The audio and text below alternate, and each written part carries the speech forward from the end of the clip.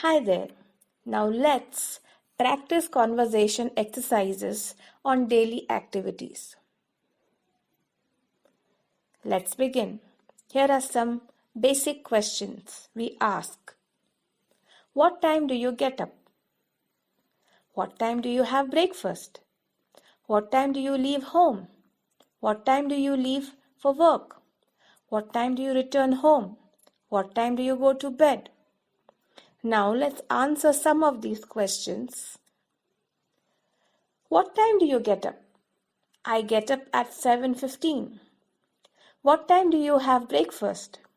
I have breakfast about 8:15. What time do you leave home? I leave home at 8:45. What time do you go to bed?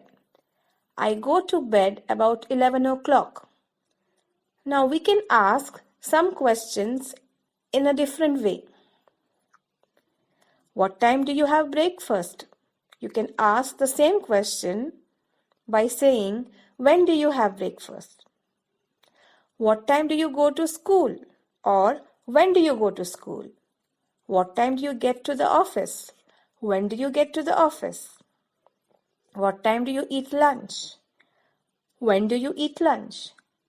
What time do you leave for home? When do you leave for home?